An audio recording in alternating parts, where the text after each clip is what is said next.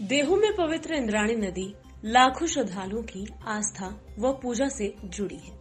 वर्तमान में प्रदूषण से प्रभावित हो गई है और देहू में इंद्राणी नदी में सैकड़ों मरी हुई मछलियां पाई गई हैं।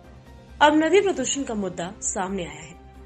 ऑक्सीजन लेवल कम होने से मछलियां मरी हैं।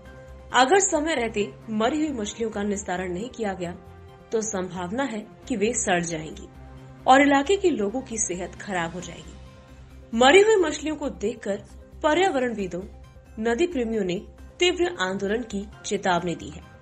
पुणे विभागीय आयुक्त कार्यालय की प्रशासन अधिकारी आरती डोलास ने तुरंत देहू नगर पंचायत प्रमुख नीलम घरगे से मुलाकात की और इंद्राणी के प्रदूषण को रोकने के लिए एक उपाय योजना बनाकर घटना पर ध्यान देने का आदेश दिया।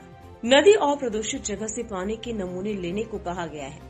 इस अवसर पर देहू नगर पंचायत के इंजीनियर संघपाल गायकवाड़ व अन्य उपस्थित थे।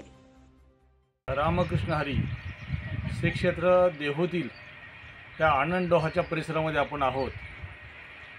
इंद्राणी नदीची झालेली दयनीय अवस्था श्री क्षेत्र देहू नगर पंचायत प्रशासनाच्या माध्यमातून जे सांडपाणी नाले श्री क्षेत्र देहूमध्ये सोडले जात आहेत त्याच्यावर योग्य ती कारवाई केली गेली नाही, म्हणून सर्व सांडपाणी नदीत आलंय आणि पर्यायानं जलपर्णी फोपावली आहे। देहू नगर पंचायत प्रशासनाला आपण वेळोवेळी ही जलपर्णी छोट्या अवस्थेत असताना काढण्याच्या सूचना देत होतो, पण त्याच्याकडे दुर्लक्ष करून आज तुकाराम बीज सोहळा तोंडावरती आला आहे, तरी पण अजूनही प्रशासन सुस्त आहे, कोणत्याही प्रकारची कारवाई करत नाही।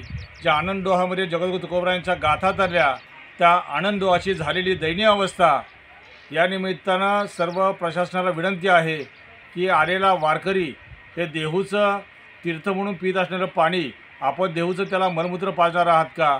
त्वरित त्या सांडपाणी नाल्यावरती बंद करा आणि देहूतील ही नदी स्वच्छ सुंदर निर्मळ होण्यासाठी प्रयत्न करा, तरच येणारा बीज सोहळा हा वारकऱ्यांना आनंददायी ठरेल।